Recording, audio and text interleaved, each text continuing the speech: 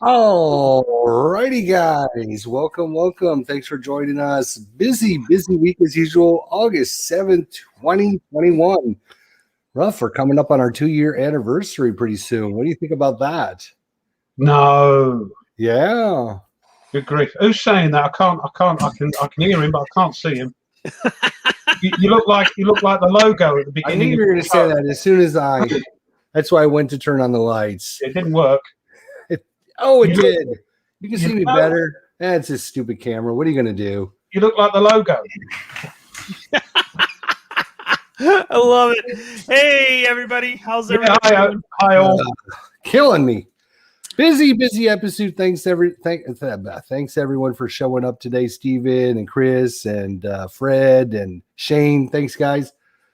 Busy episode. We got a lot to talk about. Our subject for the day, which is very important, It's not is Chester. Look at our Fred. subject for the day is, and you guys can think about this. We're not going to discuss it yet, but winning and losing at the end of a game by a die roll. Is that a good thing or not? So think about that. We'll talk about that probably in the 5 o'clock hour. So, anyways, how you guys doing? What's up? All right. Not much. Okay. Doing good. Yeah, good. Are you on What's My Line? I am. Yeah. Yeah, Well, you have to get because you're in the dark. And Fred said, "Are you in witness protection?" I am. I can't help it. All It's right. too bright outside, so it backlights Yeah, I can see everything. what you. Yeah, I see what you're saying. Yeah. Yeah. No, I'm good. I'm good. So if I had the camera over here, Yeah. Yes, that's you much. can see Well, that's me. much better. Much better. I'm afraid I can see you now. Then I couldn't. Yeah, Yeah, see you're the back camera. there. Yeah, it's Yeah, the It backlit. seems to Yeah. be fine, and then it starts to darken because of how light the background Yeah, is. back there. So Well, that's why I'm yeah. in my That's why I'm in my war room, which is the basement bunker. So that way I don't have to worry about that anymore. One day. Also, I don't have too many shelves to worry about to make sure they're kept clean, for jesters. Nothing wrong with that. I just have my GMT shelf, which is full, so it doesn't. Oh, yeah. I tell you, So, and especially after Wednesday. and I've got 2 more coming. Yeah, especially after Wednesday, I'm going to have to make a little bit. I've got a little bit of space up there, but I'm going to have to make a little bit more room after Wednesday. Yep. Good grief! What did you get? Let's talk about what we got in the GMT. Actually, Chris Riley was asking me about it in my stream I was having earlier. I said we'd talk about it. Yeah, so I got 2 games I didn't even mention because I wasn't that thrilled about the 2 games. Well, I kind of wanted Fields of Fire 2, but I really wanted to play 1 a lot because there's so much in these boxes that I kind of held off on that one. Matt White's here. Hey, everybody. Matt White. Hey, man. How you doing, buddy? Good to see Mike's here. Mike so, is he's at the out RV. in the RV. Yeah. Yeah. Yep. I ended up buying Nevsky. As we so we had there was an issue with the website, and somebody compared it to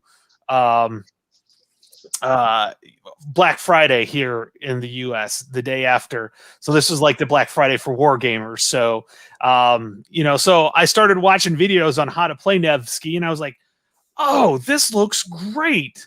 So I ended up picking up Nevsky, and then I picked up Rome versus Gaul, were the 2 games. After that, I was kind of like, everything I want is really on P500, and I didn't want to go too crazy. I just spent $243. You're not wrong getting my bike fixed. So that's what I got. What'd you guys get? Well, Ruff, I think you have a container coming over from. No. I tell you what. If I know what we talked about behind the scenes there, but because Mr. White's here, maybe if that's okay with you guys, we might try and get him on. I spent 40 minutes trying to get onto the site. It crashed just because everybody went bonkers. Eventually got through, and I got Death Valley, my first Second ACW because you got Yes, Kernstown. I've got Kernstown, yeah. So first ACW, first sort of crunchy ACW, Yeah. Mhm. but I couldn't let that go for 32 quid, so I thought I'll have that. And Next War Korea, because I do like that. That hasn't got that other mapping that the Vietnam one has. It's just got 2 maps, isn't it? Mhm. Yeah, it's just two. Yeah. And what else I get? Oh, Fields of Fire Volume 2, the old breed, and Stalingrad 42. Ooh, nice. I'm hoping there's some smaller games on it because it's a monster. Not quite a monster, but it's quite a Yeah, I know there's smaller scenarios in yeah, there. well, that's so fine. And I do like that series. Mark series, yeah. Yeah, So the that's what I Zachman got. system. The Zachman system is really good. I like that. I like the idea because it makes sense to me. Yeah. Why a 5-mile hex? Why the people right next door can't stop people from coming through? Especially have 2 that are basically closing in. So yeah, I really like that. It also makes it easier, less counters because you can make larger units, so that you don't have and the counter density. The other reason I got it, of course, was because when Jester unpacked his copy of it, the counters just pop out, which is so important. Absolutely. And they're bigger too. They're not the small. There's like Yeah. 9, whatever they call them, Yeah. old money. Yeah. 9/16. Well, let me 9/16. tell you my story with GMT. Oh, God. Yeah, here we go, right? So I get to work about 8:15, and I'm like, oh shit, today's the sale. I better get going on that before everyone else jumps in. I had already, thinking ahead of time, got the games I wanted and put them in my cart. So all I have to do is check out, put the code in and check out. That's what I did. Right? So spin, 5 minutes, finally loads, and I click on to put the code in, and it spins and spins and spins. This is like 8:30, right? So 30 minutes after the sale went live. Spins for like another 5 minutes, finally loaded, and guess what? One of my games disappeared. And I'm like, why would one of my games disappear? And the search no longer available. So I'm like, oh, okay. So let's go check out. I click the checkout button. Spin. 5 minutes later, it finally loads up. Another game has disappeared. But the shipping charge didn't adjust when those games disappeared. So it was still trying to charge me $29 to ship. I had 4 games in there, and it was still charging me $29 for 2 games in there. And I'm like, oh, this is bull. This is ridiculous. And the games that actually got removed were both of my coin games, the ones I really, really wanted. Wow. I had Gandhi in there, and I had the Under Falling Sky. Falling Sky. Yeah. Your famous preceded you. They've gone, it's that bloody nuisance again. Let's mess him up. So after that, I was mad, grumpy. I was like, cussing them out and everything. So I ended up getting games I could actually get and keep them in my cart, which was Versailles 1919, which has rated really high solitaire, so it must have like a solitaire component. It's got a bot. It's got some bots to it that are pretty good from what I hear. I got the Fields of Fire 2, since I know we were doing the Fields of Fire. We're learning that. I figured, well, might as well get that game. I got Death Valley Battle for the Shenandoah. I think we all got that at that price. Yeah. Oh, sorry. You didn't, did you? I got it pre-ordered, so Uh, I got it when it originally came out. So yeah, I didn't get it for the great price, but I got it still for one. Yeah. So. And then I got Labyrinth, the 4th printing of Labyrinth as well. Since I couldn't get my coin games, I'm like, well, damn it, I'll get Labyrinth instead. So I love Labyrinth is probably the game I've played the most. I've played it a lot, and I really enjoy it. I actually bought the Steam version of it so I could play against like a traditional AI, and so I really do enjoy that game. It's got a pretty good job on it, so for sure. And it has another really high rating for solo, through the roof. It's like 8 or 9 out of 9, and so it must have another solo bot thing. They do. It's a flowchart, but it's not too bad. Like when certain cards come up, what you should do if it's it's pretty good actually. Yeah, the first one wasn't so great, but they tweaked it, so it's pretty good now. So yeah, that's what I ended up getting. I didn't get what I wanted, so I made some replacements and got some things I think I will like. And I figured, you know what, if you're gonna get a half off, you better get the big boys, right? So I got the most expensive ones I can get. So trying to be smart about it. You got to be smart. 90 quid game, half price. You got to go for it, haven't you? Well, that's what I was thinking. I mean, if you're gonna get it and you don't have it. And I think so there's a couple other ones that I thought about getting, like I own the Hunters and the Hunted, so it's going to get Under the Med, right? And that was pretty reasonably priced too, $52 half price or whatever. It was nothing. But I figured, I'm only going to save a few dollars doing it that way, so it's not worth. I get it later on, or whatever. That's what I was hoping. Next sale. Crazy. So yeah, they need to update, get their webpage working when they're going to have this sale. Well, here I will tell you, because I have connections. He's going to name drop. No, I'm not going to say the name. I'm not saying the name. But he said it wasn't the bandwidth and it wasn't the memory. Actually, the CPU had trouble. So, yeah, he was working on it all morning. So, I nearly got that just to get it. And then I thought, no, hold on a minute. You're never going to play the bloody thing. It's 2,000 counters on 1,600 maps. You're never going to play it. But I nearly did. Yeah, save it, sell it in a couple of years when it's out of print. No, that's not what I do. No, I'm of an age now where if I hold on to a game, that's it. I've gone. So there's no point. No, I was gonna do something with it, but at this point, I'm like, I don't know if I got time, and yeah. Oof. So, well, we'll see. We'll see what happens. But I did notice you got something that you say you're not that into, and I'm well pleased you got it because I think you'll thoroughly enjoy it. And the expansions as well. Oh yeah, you didn't order it. You had an unboxing of it. Yeah. No, you've unboxed it. Oh, yeah, and I went, ooh. Look at him. Look. Space Empire. Yeah, fantastic. Hey, it's a one mapper. It'll fit good for you. So yeah, I think you'll love it as well. I think you'll enjoy it. I think I've already got it.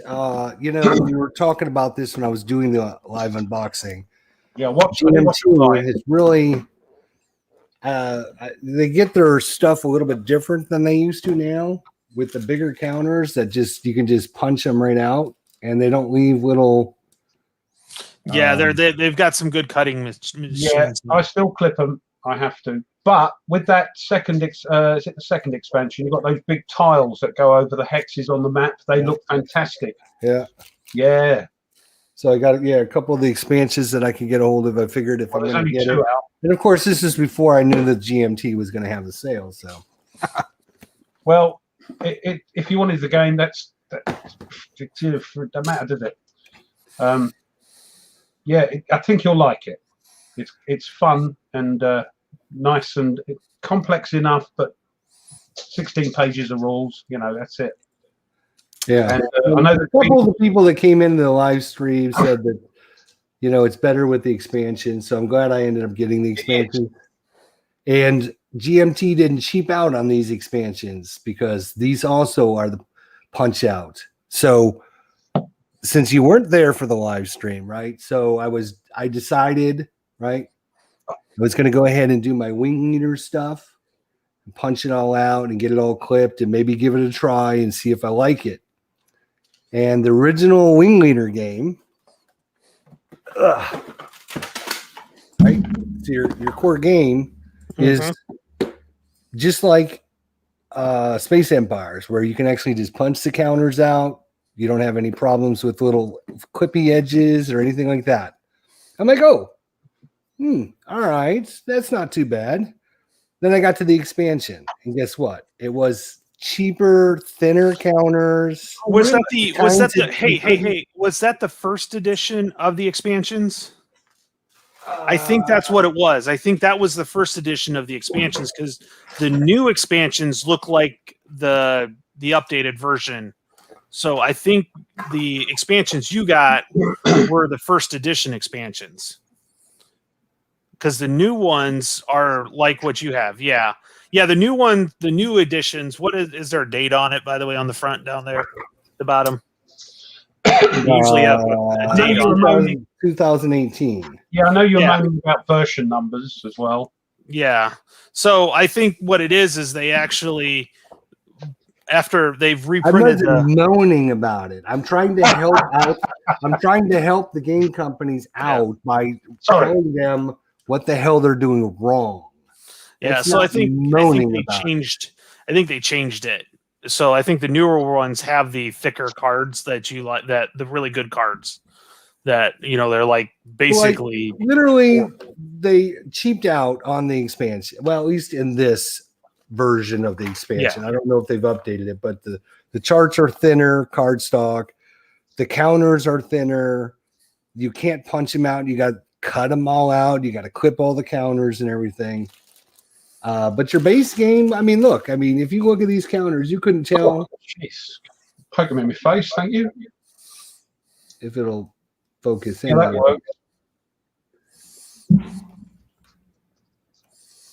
Oh yeah, they punched right out. Yeah, you don't need to really. You can see the corners. Yeah, there we go. Yeah, there's not any problems with it. And I'm like, oh, okay, maybe I will get a few of these games and try them out. And I'm an air combat guy anyways. I love my air combat. You can tell by all my planes all over the place and my things. Don't get your mistress mate out again, please. I'm going to get it out. Are you ready? No. So I was a little apprehensive about ordering the expansions for Space Empires because I wasn't sure, because it doesn't tell you on their website what you're getting. It tells you the components, but it doesn't tell you what kind of components. I've done unboxings of both. You just have to. Obviously, you don't look at my channel. I don't have any unboxings of Flight Leader. No, sorry, I thought you meant Space Empire. Sorry. Well, I did, but I'm using that as a general explanation. All right. Well, I played Flight Leader with the Blue Tweezers online, and maybe it was because we did a simple scenario. It didn't waggle me what's names. So for Flight Leader, yeah. And I know people love it. Matt says he loves it as well, but yeah, and it's got its fans, and I can understand that. Maybe I need to play it a bit more. But Private Public has said wants to decide between Wing Leader or Red Storm. Yeah, they're different. Red Storm is more complex. Yeah, more complex for sure. And I think a lot of it's because it's more modern. The other thing is that's making me go, ooh, there's now a solo module out for it. There was always there was solo. No, there's a fan-based solo module. Yeah, I know, but what came with it? There's actually solo scenarios that came with it. Yeah, they're sort of trimmed down. Not that I know too much about it, but this is a fan. I watched the play testing on it, and I was like, yeah, this isn't me. No, for the Flight Leader. Red Storm. Red Storm. Oh, Red Storm. Okay. Yeah, because I was looking at it because one, I do like air combat, and it's not really neither of them are really air combat per se. Yeah, there is some, but it's not air combat like you're not talking about positions and things like that. It's, there is some, but in more or less what Red Storm is, it's like the Downtown series. So you're running missions to attack, maybe bomb areas, things like that. So that's kind of where that's at. Like I said, I watched it play tested, looked interesting, but I was like, yeah, this isn't for me. Yeah. But, that's, one thing It's modern as well, isn't it? So, yeah, so there's a little bit. There's SAM sites. There's things like that you're going to run through. So they're totally different types of games. So it's kind of they're two totally different things. You don't want to really compare the two. If you try to compare the Downtown series, or what's the one over Sinai? There's one over the Sinai Peninsula, and I can't remember what that is. Those are those same systems. Red Storm is that system. So it's Downtown, and I can't remember. Hold on, I think Tweez did it, didn't he? I think. Yeah. So it's like the Arab Israeli. It has to do with that type of period, but that's the same system. IAF. No, that's because that's a great game. I love that. That's a good game. Your favorite company, Jester? Elusive No, it's not Elusive. Elusive Victory. Yeah. Victory. Elusive Victory, and then Downtown is Vietnam. Elusive Victory was in the 70s during that's the Arab-Israeli wars. Yeah. And then this is just like the next decade into the 80s. It's World War III, World War What I'll probably do is wait for Lock and Load to bring out their Air one. It's going to be a while, but I think I'll wait for that because me and Lock and Load and DVG, I love them. They keep hinting that there's going to be some Kickstarters soon.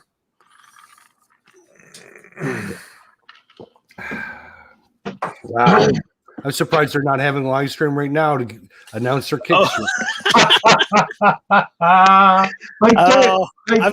They do it. There's a little bit of a thing. They do it because they know, and it's quite funny. And they know we know. Yeah. And it's all done in good. Good it's fun. all good fun. Yeah. I was talking to the OG last night. I was so we were doing a podcast for the ATSFE, and we invited OG on because he developed one of the scenarios. He actually not just developed, he designed the blue Spanish division. He's a clever boy, isn't he? He's a clever boy. And so he's like, oh yeah, he tries to never miss. At least he likes to come in and say hi. And then he's like, yeah, it's kind of, we always have a little bit of fun on with trying to do it on the same days as you guys. Yeah, I know they're tinkers, aren't they? Tinkers. Oh, thanks, Chris. It's 6 years. Yeah, 6 years. Mm-hmm. How about that? 6 years? Yeah. It was a hobby I started because I couldn't really do much outside the house because we had the twins. So you were on call 24/7. Yeah. Mm-hmm. Yep. Now I do it because I love it. So. Well, that's why we all do it, I think. Yeah. Tony said he loved it. Everyone's great. Yeah. You're going to get me drunk, Tony. Stop it. So don't drink and drive, guys. Don't listen to our show and do the drinking game while driving. While we're doing this live. So I was looking at. Oh yeah. Hold on. Sorry. Something close to my heart. Fred has mentioned about Compass Games. They're doing the reprints of Carrier. Well, it's not a reprint. No, well, they're doing. It's in a different area. Yeah. But, John Southard had said that he's going to do a reprint of Carrier. Okay. The original with Compass and Tokyo Express. And he's working on a system to combine the two. Really? Oh, yes, Fred. Yeah. But it's going to be a whiles off. You know me, I'm going to be all over that. It'll be 5 years from now. Yeah, I know, but crikey, that would be wonderful. So you can play them separately or put them together. I'm still going to get it private. I'm still going to get the other Carrier. I've got a sort of iffy copy of the original Carrier. So I'm happy with that. But yeah, if that happens, sorry, I had to say that because that's Tokyo Express and Carrier, two games close to my heart. Yeah. Carry on. Let's see. Well, now that you interrupted me, I forgot what I was going to say, so it doesn't matter now. Oh, that's all right. It probably wasn't important. I'm sure I was going to be talking about. Well, we were talking about air games, so I was looking at. What is it? Fighter Interceptor or something like that. Aria or the Luftwaffe Ace Interceptor. Ace Interceptor, right? Yeah. So I know there's somebody that's doing some videos on that, and I was watching some Who of did that? Who did that? Dave's I Gaming was- Cave. Yeah, it might have been. Yeah, he just did a whole playthrough of not the night fighter. He did the air fighter, the day fighter. Yeah. Fighter race. Yeah, he did a really good job with those videos too. I'd love them. I'd love to get Interceptor 8s. That's Yeah, it. Interceptor, Yeah. yeah. Interceptor race, yeah. So I'd I was love looking to at that because I thought, well, if I can't do Wing Leader, maybe Interceptor Ace looks pretty interesting. If you're, You see, solitaire. I'd like them all, and I'm choosing my words carefully here because I don't want to drink too much yet. But, Greg's stuff, I'd like them all. Yeah. Eventually, the ones he does with the GMT and now Compass. So Right. We don't have our shirts on either. We're No. we're one Ace. I can't wait for that. I'll tell you what. Right. That would Yeah. be. Yeah. That should be pretty interesting. Mhm. Actually, But, what's interesting is I actually and I think I brought this up while you were on vacation, Jester. The Ziplin Raider game that I think he put out. Yeah. Um, I think it was a design. I don't think it was Gregory. I think it Okay. was a sort of fan that he Okay. went, yeah, go for it. I think. Okay. Yeah, because it's very similar systems, and I was like, wow, how could this be fun? And then of course I watched Stuka Joe play it because he put out some videos on it. I'm like, oh, I want this now, and now it's like it's on reprint, and Yeah, you've got drift and everything in it, haven't you? Yeah. And all that sort of Yep. thing. And then when you drop the bombs, you don't know if you drop them in the right place, and they could change, So yeah, it's. I'm like, whoa, wait a second, this is actually pretty cool. So I know a lot of people don't like. Well, it's not their cup of tea, Mhm. but and I can understand that. But I do. Sorry, I love them. Cheers.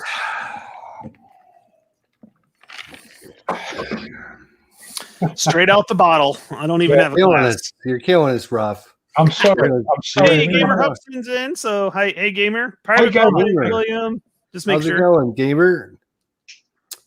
Yeah. So I had an interesting comment. So I put out my first play of the Comancheria. Yeah, saw that. Yeah. I put it out and Do we it have wasn't to- in sorry, HD. Sorry, Tony. Sorry. Yeah. Do we have to have your face on it? I can take that off if it really bothers you. I'm joking.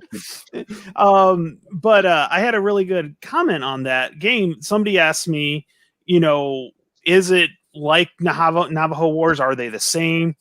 And it's one of those things that I had to explain that there are two different bands of Native Americans, and it's two different types of groups. So the Navajo for Navajo Wars was really more or less of surviving. They weren't aggressive unless they were forced into that. While the Comancheria the Comanches were actually creating an empire during this time period. So the Navajos were being attacked. Mm-hmm. Yeah. Yep. Part of the Comanches or the Utes or things like that, the other tribes. So really good game. I loved it a lot. I was talking with Mike about it, and he said that Joel Toppin, who designs it, actually lives on the reservation, so he gets good feedback from the Native Americans on these games. So it's but so he's like, well, which one would you go through? I was looking for one for more battles. I'm like, oh, you'd have to go to the Comancheria because they're definitely the more aggressive. You're trying to expand out. So the game's Comancheria is one of these things, and Joel talks about it. It expands out, so you're trying to build out, and then you try to survive after a certain point. So it's kind of got a campaign. You can play 4 different eras, but individually, but you can do a campaign where you start building out. And then as the game goes on, it gets harder and harder, and you have more people coming in at you, and they get attacked. So, so I'm really excited about it. I'm glad I'm doing it on Vassal because that way I can get my table and start doing some. Get your face in the press. That's what it is. Yeah, I know where you're going to. But is it a purely solo game? Yes. Now, Tony, you've got to stop this because people like you and Sexy Hexy and Stigler and all this chat about I'm now dipping my toe into American Civil War. Uh-oh. Uh-oh. With Death Valley, yeah. Mm-hmm. And now it's going to be Native Americans, and then the next thing, before you know it, it's going to be Napoleonics. Oh Thank you no! so much. I can give you a great recommendation for Napoleonics too. I have been looking for a great recommendation for years. Hexasims. It's the Eagles series. Yeah. GMT does sell them. I have played the Austerlitz battle 5 times, three, four, with a small scenario 5 times total, and I love it. I'll play it again. There is great kind of a fog of war, but it's easily done solo, even though there's fog of war the way it's set up. Great system. And Austerlitz, by all means, is the best battle on that one. And the components are phenomenal. They are rounded counters already. What? So, yes. Wow. I'll tell you what, and thanks, Chris. Yes, you're right, of course. Yes, Zeppelin Raiders was Greg. It's the First World War U-boat thing. Sorry, yes, I got confused. But yes, when I did my unboxing of Cross the Bug River, the components of VUCA Simulations are incredible. But I think a close second is Hexasim, from what I hear. So if that's your thing, Jester, yeah, give him a check out. I will tell you. I'll tell you though. There's been one complaint with VUCA Simulations on their counters. What's that? They're too slippery. So when you get a stat going, it's easy to. Yeah, but you can only stack 3 bloody counters. So what are you talking about? It's an improved position. It's one of those things where I think it's more of a just kind of like, let's be as nitpicky because we've got to find something wrong. Because Kev was like, that's the only complaint, and it's not that big of a deal. So the 3 games they've produced, and luckily I'm honoured to have the 3 games, the quality, and now they started doing mounted boards. The Arkan Crossing the Line one, when I got that was my first Hex Encounter game I ever played on my channel. I must have messed it up, but I thought, wow, if this is Hex Encounter, yeah, I'm all for it. And the map and everything in the counters, beautiful. They're doing a reprint of that, which tells you something, and they're having a mounted map in it. So I am actually, my goal is to buy both of those because I was so impressed with the Frederick. That's a great game. Yes, yeah. So, yeah. And it's a sort of era I'm not, a player of. I know a bit about the history, and they say it was the First World War, if you like. But the game plays wonderfully, and the components and everything. I know it's point to point, and yeah, it's great. Anyway, yeah, because that's then the reason why they call. So over on the States, we call that the French and Indian War. Everywhere else, it's the 7 Years' War. Yeah, because it didn't happen just over your part of the world, mate. Yeah. So, because what's interesting, so I always talk to my kids about this, my students about this. So it started in 1752 here. What, nearly 6 o'clock? No, 1752 the year.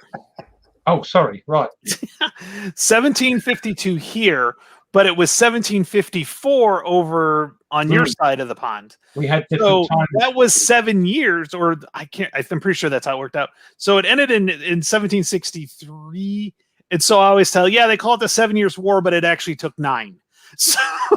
So right. a little bit of trivia there for you, or something along those lines. So I always joke around with the kids. I was like, yeah, it's like 7 years, but it actually took 9. So, but they actually call that a lot of people call that World War Zero, because it actually legit was all over the world. Yeah, the major So it was all over the place, and down into Spain and everywhere. It was which ended with you guys owning the country.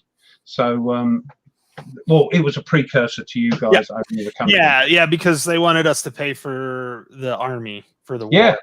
And so they tried to tax us without our permission. Let's ask the village idiots. They'll pay for it. Yeah. And you went, hold on a Those minute. colonials, they don't know what they're talking about. Hold on a minute. Hold on a minute. Yeah, we'll pay for it as long as we have some say in what goes on, you know. Yeah. And we went, No, No, you're just going to pay for it. George, they're answering you back. Right, send in the boys. Right. There we go. History in a nutshell. Yeah, that's it. Oh my God. I've got the Ooh. whiskey going, guys. So we're Oh my I God, there's see. no hope. Cheers. Oh my God. We're in trouble now. Oh, Glenlivet. Oh. Or Glenlivet, if you're in, you know, if you're French. or posh. So the way I figured, you guys are about 8 games behind in your. I'm not buying a game until I play Oh, yeah. 3 more yeah. games. That did not. Yeah, oh yeah. And I'm going to go back and I'm going to re-record the video. No, you're quite right. Oh, you've got some decision. You got some more. Yeah. Mhm. They're both solid. Kirk Douglas. Heroes of Talent. Yeah, Kirk Douglas. Yes. Yeah. Yeah, The I'm thing done. is- Yeah, No, I did pretty good for a month. Hethwell will be cursing me because I'm trying to do the 3 games by 1. But I did say there was a caveat that P500s didn't count, and then this sale happened, and I couldn't let the sale go. But Yes, that's it. you could. That's it. Yes, you P500s only. That's it. That's it. That's Only no more. P500s only. I did say that Okay. at the beginning. Sink deeper and deeper.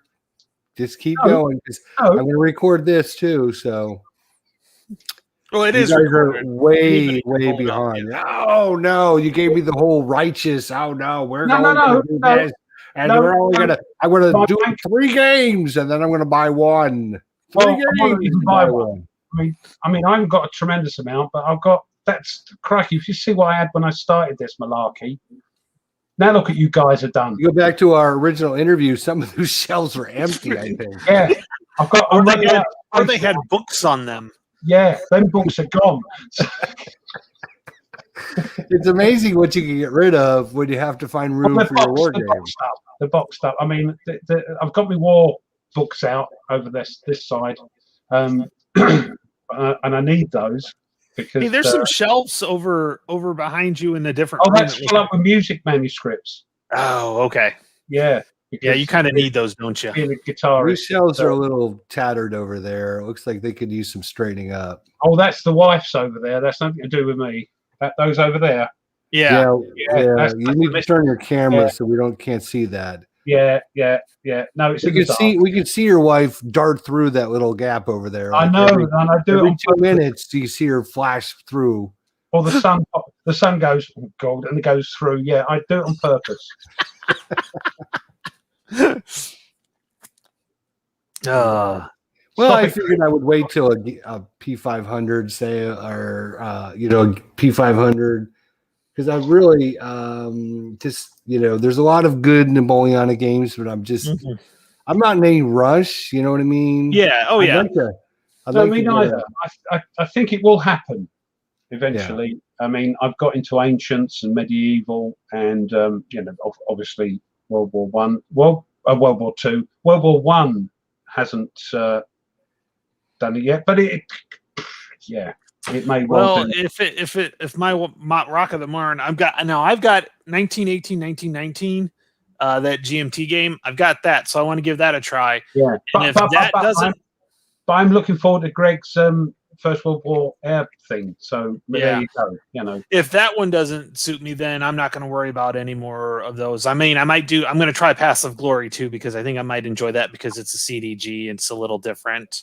I might try that because of Stuka Joe's. Oh, once the solo system, yeah.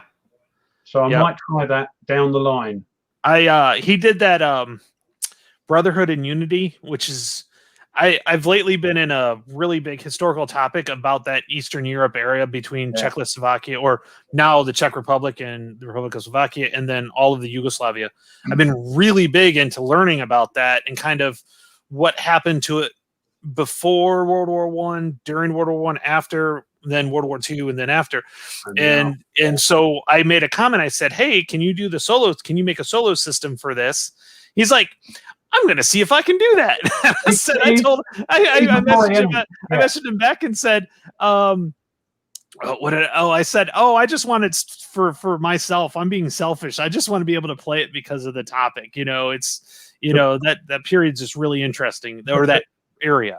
There was a thing with that game when it came out, and that it was too close to home for people in that area, in that part of the world, and it's happening. And there's another game out about the Irish, the Troubles, the Troubles, and that causes me as well problems because it's close to home, and I can understand people. I could never understand it before, but now I can, because I don't think I'll ever get the game, not because it's not any good, or it's but it's too close to home. It's still there. The nerves are still raw, as is that one, the one in the Eastern Europe. So, we got our 10 games that we came up with the list at the beginning of the year. Yeah, the 10 games we're going to play. One of the games on the list for me is Pasagori, right? But this is one of those games you got to kind of get in the mood for. It's kind of a beast. There's kind of a lot going on. And every time, I swear to God, I've twice this year, I go to start it, and there's literally somebody that beat me to the punch and is now doing a video series on it. You've done one already, though, haven't you? I mean, I could still do it, but no, I haven't done it. What was the one you did? Barbarossa to Berlin. I did Barbarossa to Berlin. Yeah. Same type of system, I'm assuming. Is that right? Kind of very similar. Yeah. It uses the same. You either have army counters or you have corpse counters, and depending, you get different charts. And I love how they do the damage in that one. I think that's a really good system, and so. Well, that's on my P500. So I P500 that one, the Barbarossa to Berlin. I got that on P500. It's pretty good game. It's pretty good. Is that one of the ones that Stuka Joe's cards sort out? Yeah. Bugger, because I've ordered that, the Stuka Joe cards, just because it was cheap as chips, as someone used to say. I might have to order Barbarossa to what's the name. And on the back of the map, it's got it's a two-sided map, isn't it? Yes. It's a two-sided map. They have the old version and the new version. Yes. Right. Yeah. So the new version basically just changed the color of stuff, so you countries stand out more. Yeah, they put instead of putting the terrain in the box, they moved it over to the side. So when you put the counters down, it doesn't cover up where the terrain in the counter. That's nice. It's a few quality of life. Quality of life changes. I can get it out and show you, but it's not worth it to me. Not worth it to me. So, but what's interesting about those two particular games that we mentioned, the Brotherhood and Unity, and then also the Troubles, is they were designed by individuals from the area that's actually experienced it. Know all about it. Yeah. So it's not like a third party, somebody from outside's, dealing with this. And I get why people may not want to play it because of that. I get it. I totally get that. But for individuals like myself, this is it's one way to how to learn, and you get to actually learn what's going on with that. So I'm really interested to see what he does with it, if he's able to do it, because I really want to play that. Just because, like I said, lately that's just been a topic I've been really interested in. Matter of fact, I bought the Slovakia War, or the Slovak War for a Panzer Grenadier, that module. I bought two of the big modules just so I could play that. I thought that was a weird choice. Yeah, it was like, wow, that is one of those abstract. Yeah, modules. It's interesting because I'm kind of going to go with it. I'm trying to think of how I want to research this a little bit. So when I was talking to the OG last night and what he designed, and I didn't know that Spain actually fought for the Germans, and he kind of made the comment they didn't really fight for the Germans, they just fought against the Russians, and it has to do with some history on that. So so I want to see if that's kind of the idea on this one, is that the Slovaks didn't want the Russians to come in, or exactly what side they did. So I'm kind of curious to see how that works out, because a lot of it had to do with during the Spanish Civil War about what side Russia actually helped. So it was kind of one of those types of things. So I'm kind of curious to see. So I'm planning on doing some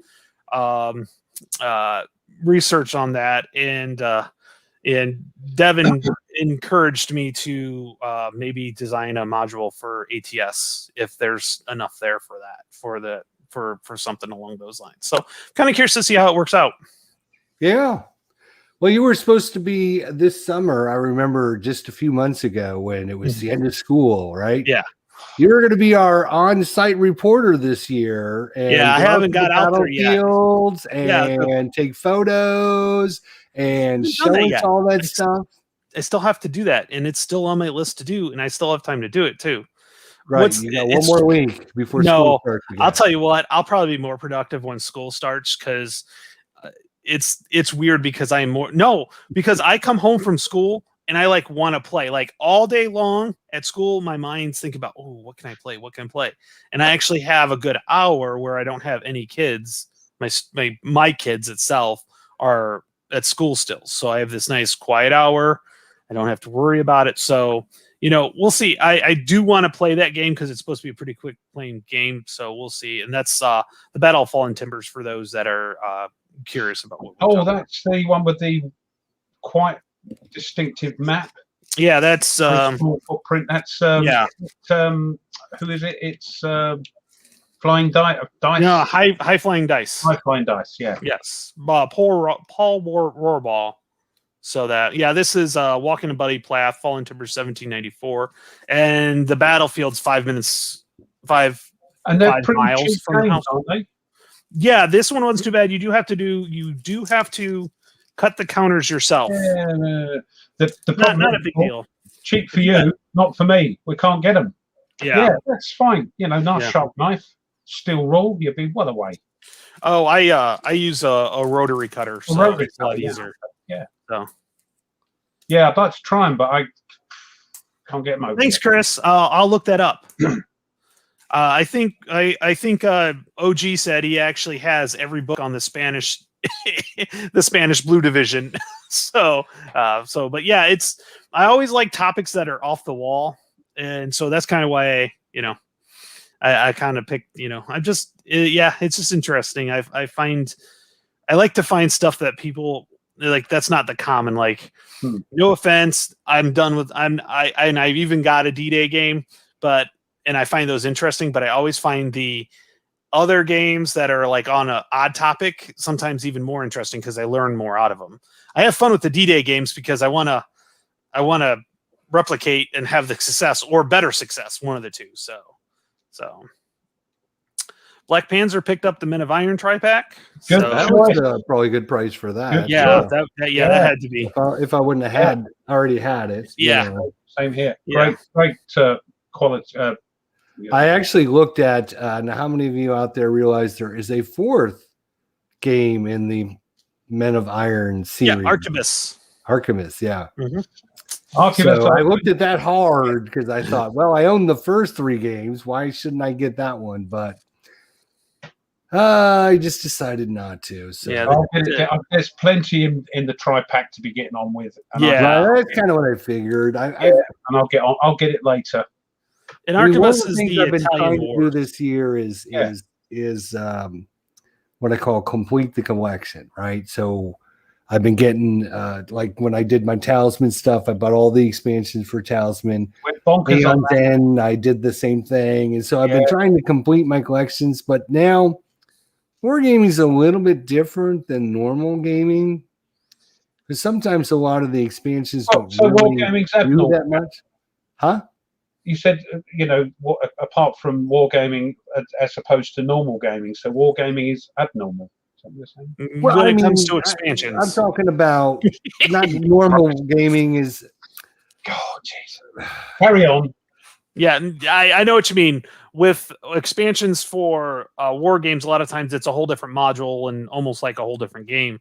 Expansions for a lot of We other kinda talked games, about you're this adding to it. Yeah. a few times in that, like, literally, when you play a war game, there usually comes with multiple scenarios, different ways to play it, optional rules, this, that, and the other thing. And most war gamers take a lot of, it takes a lot to actually get a game out and play it again. So with you getting new things all the time, new games coming out, things always get left behind. That's why we created our list of 10 games this year. Because, in January, we had an idea of, these are the 10 games I want to play. And I bet you if we were to look at those lists again, there'd probably be 4 or 5 on the list. I would be like, no, I'm not playing that game. I have no desire to play it. And I don't even know what's on my list anymore. Tony, you got the list? Somewhere. Yeah, I've got mine here. And it's not that I don't want to play them. Well, I'm not saying don't want to play them as in, I don't like that game anymore, but don't want to play them because you have other things scheduled. You have other games you want to get into more than those other games. If publishers stopped just for a few months publishing new games, I might get through this list. How are you doing on your list, Ruff? Hold on. I thought I had it there. So start with number 1. Give us what your number 1 was. No, it wasn't like that. It was just a list of, I suppose. Hold on, let me find it. I've got the wrong list. That was my get rid of list. Maybe Tony's got it. Tony was supposed to write it all down for us. I've got it electronically someplace. Hold on, I'll find it in a sec. Tell a joke, dance, sing a song. Oh, here we are. No, that's get rid of this. Don't forget it. Got it. Okay, Right. So Ruff's number 10, Next War Vietnam. That I want to play. Yeah. Okay, so Number 9. Found it. Update our list and say put a big N next to it to say no, he hasn't played that one yet. Not yet. No. Okay, hold on. I've got a Number 9 was hang on, Ruff. Hang on. Oh, sorry. Right, you ready, Tony? Where's our lists? I've got the list here. I've got the family. Okay, list. go ahead. No, go ahead. I'm good. Okay, there we go. I got my list. Okay. I'll shut up then. Yeah. No, go ahead. You're We're good. waiting on you. So number 10, Next War Vietnam. Number 9, World at War 85. Did you play that one? I did that online with the OG and Keith. All right. designer and everything. Yeah, that's right. You did it online. Yeah. No So I'm question. tallying these up. So we've got 1. All right. No question of surrender, GTS. I have played GTS. You didn't play No Question of Surrender, though. No, I played Operation Mercury, which is a much bigger game. Yes. Yeah, but it's not the right one. Sorry, that doesn't count. All right then. Number 7, D-Day at Peleliu. Yes, I tried that. That's the Yep. I'm Bloody blind and I colourblind, can't see. yeah. Flying Colours. You didn't play it. Not yet. Lock and Load Tactical. I have played that. I played that on the what do they call it? The get together. Historical. Did you play Heroes in the Defiance? No, I've just got Lock and Load Tactical here. I said I'll probably play Heroes in Defiance. Don't try and gaslight me now. So I have played that. Okay. And We're it gonna was let live. that. I'll let that one It was go. online, and I played it. Not everybody saw it. Carrier. How's that one working out for you? That one, I've still got to make the counters. I want to play that, certainly. Still got to make the. There's I've the got count. to- Wait a minute. I've got a Are movie. these the counters I sent you like 2 years ago? No, that was for von Manstein's backside burner. So Backhand blow. that's the one. Oh, No, and yeah, I've made them think. No, it's not that one. Carrier. I've got a moody copy of it, so I'm not sure if I'll get sued. But I've got the map, and I've just got to sort the counters out. I've got all the handouts and everything. Cataphract. Now I'm thinking, if you guys are kind enough, I might change that to No changing. Oh, all right, No. it's the same series. All right, Cataphract. Stalin's Express, which is going to be played because I want to play. You mean Stalin's Triumph? Stalin's Triumph. No, because you're reading the next one. Yeah, I'm reading half the word of the next line. yeah, I know. I was like, remember- This is what happens when you go live. You get all blah. Because it's this car Bordeaux. And the top one is Tokyo Express, which of course I've played and love. yeah. So So you're how at many? How 4. many do you get? How many do you get? 4. 4 out of 10. That's not And- bad. And 2 of the 4 he did online, and somebody else ran them for him. I could show you proof. All right, let's go through my list. Thanks, Chris. By the way, okay, I got your list. Number 10, Tank Duel. Yay! We did Tank Duel. Oh, that was online with somebody. Well, it was you. Yeah. Oh, Number that was 9, me. D-Day Quad. D-Day Quad, right? Number 8, Which I was actually ready to do until Wise Guy started. Yeah. And he's going to do it, so I'm Excuses, like, I don't want to do it at the excuses. same time he's doing it. Okay, go ahead. Okay, number 8 is Warriors of God. I know Right. you did playing. I don't know if you played it. I think you did videos on it, but I don't know if you actually played I it. went through the rule book step by step. Now that should be worth it, right? No. If you won't let me change Cataphract to SPQR, I'm sorry. No. Really? No, go on. You can have that one. All right, good. Yeah, you did do a lot. You spent like about 3 hours. I did 4 like hours. 4 videos on how to Yeah. play the game, how to set it Yeah. up, the rules. I'm going to allow you to have this next one, which is the last 100 yards, because you played that with the designer. I'll Yeah. let you have that one. Fair enough. Yeah. Yeah. Because you actually did play it. You talked about it, and then you played a little bit, but that's good. Thank you. SPQR. Ugh. And that was because of you, Tony. You did that nice video series. I was watching it, got me all inspired. Then I'm like, oh yeah, I'm gonna play this game. And now You've already got them clipped, so you're good. You just have to set something up. It's still doable. Okay. Yeah. No question of surrender.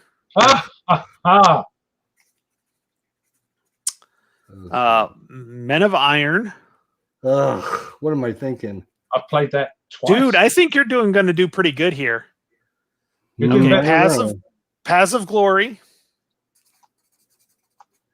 And the next two you do get credit for. That's why I'm saying Okay. Panzer Grenadier Yay. Oh, Panzer Grenadier.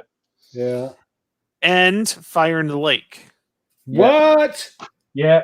That I am currently, as you All can, right. guys can see right there. Mm-hmm. I got it from the table to to my couch in one piece. So now Without I need to get it back on the table. Without tripping Right. over. I got 1, Yep. 2, 3, You got I got 5. 5. Yeah. And Tony, Right. I have Blitzkrieg, which I played. Salerno VCS. I played the first turn and I wanted to throw that out the window.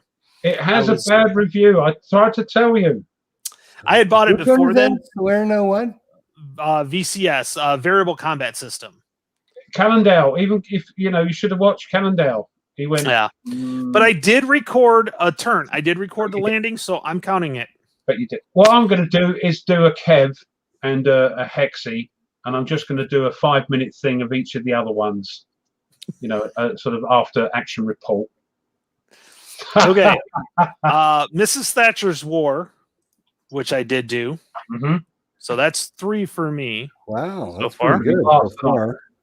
Enemy at the Gates. Funny thing is I recorded the first turn and realized I screwed up, so I erased it. So I have to redo that one. Enemy at the Gates. Which one? Yeah, it's an OCS game. It's the Yes, that's right. second. The Yeah, one I was thinking of. Then. Yeah. yeah. Unconditional Surrender. I'm currently learning that. No Question of Surrender. Everybody's got that on their list and not played it. Why? And that is GTS. I think we all had it. It And must, it's a one it must have just came out right before. I think it was on sale. I think that's why we got it. It was a sale or something. Yeah. Yeah. Just it's like- a one mapper. It's, you know, an so introductory to GTS. yeah.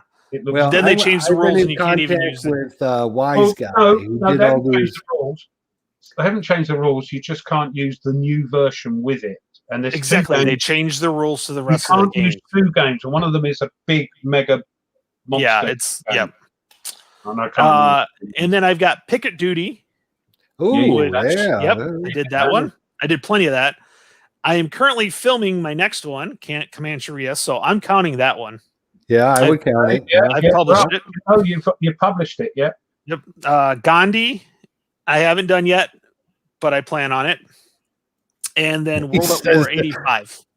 And we're Well, me and you are supposed to be playing that, aren't we? Yeah, we're gonna play that. And Even so though that'll Even though that's one off my list, but I don't. well, mind that's that. one. Yeah, you've already played it. So Right. No, I'll we'll- play it with you. we'll get play your- it with me, and then I'll play Stalin's Triumph with you, and then that way I can take care of one of yours. So Okay. it'll be good. Well, what we'll try and do, we'll try and get. And Keith- then Jester, me and you will get Gandhi whenever you get a chance to get that. sounds good. That way, yeah. I'll try and get- Yeah. try and get So Keith. I tried to get it. yeah, I know. Tried. I And know. GMT just kept taking it out of my damn cart. Every time I put it in, it take it out. And put it in and take it out. So I've done I've got 5 as well. So Shut up. All right, I'm bottom. So only by one. It's not like I you're know. like Yeah, it's Yeah. not like we have Yeah. 9 and you have 2. So Yeah. yeah. which would normally be the case, but we'll try and get Keith for World at War 85. Yeah. To sort of sit and tell us to behave. Or OG. Or G Or, OG. yeah, Yeah, OG yeah, said yeah. he'd jump in too. Yeah. Or, yeah, or both, moaning at me because I'm, because when I played World at War with them both overseeing it, Yeah.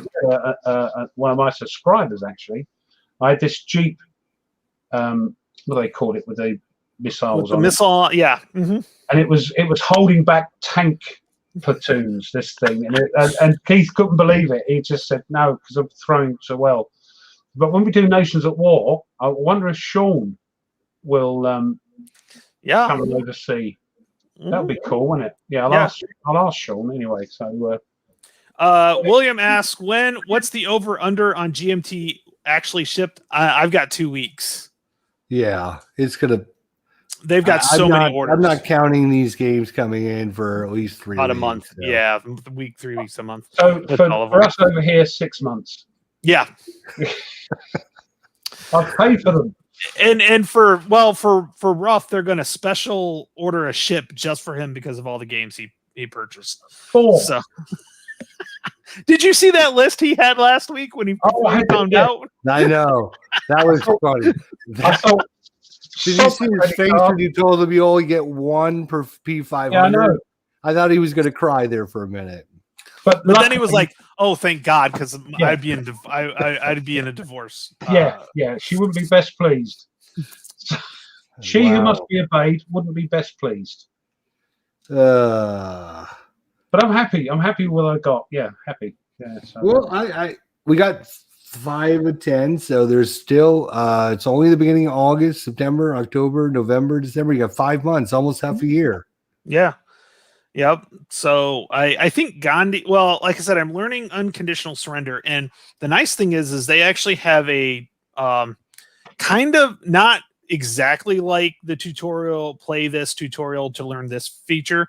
They have one where you play this first tutorial, but you only use a small portion of the rules in the sequence of play. And then the next scenario, you add a couple more spots. So, I'm starting to go through those. I'm going to do a lot more on Vassal, because like that one actually takes 2 maps, and it's the way they have the maps. I don't have really the space because they're vertical. Like you put them vertical instead of like horizontal. They're the vertical. So I don't have a 36-inch deep table. So it's a little hard to play those games. So I'll probably do that on Vassal. Turn your camera to the end. Then I don't have a wide enough table. Right. So, What is, but yeah, it's you just know, trouble. yeah, with Vassal, it's going to do that. So, actually, Wardrobe says, with school starting, will my playing go down? Actually, I put more out when I'm in school than I'm not because it's my escape out of school. So it's my escape from work. So I just Right. have time right after school. Yeah, Stephen and Chris are discussing my financial situation, but there we go. But you're not wrong, the pair of you. Well, you're not going to be here next week, Tony. So No, you're going to be out I'm somewhere else. I'll be up in lollygagging Michigan. around again. Yep. Well, it's our blowout weekend before school starts, and we do it with friends of ours every weekend. They have a lake house up in Michigan, so we're going to go up and have a good time.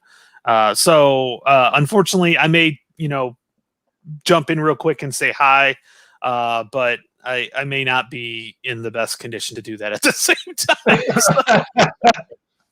You love So, everything. yeah, I love you guys. Cheers. Well, our plan is to have Mr. Herman Lutman on next week as a special guest host. So we have to find someone way up the game room ladder to replace our esteemed colleague Tony. So we have to get somebody pretty big in the business.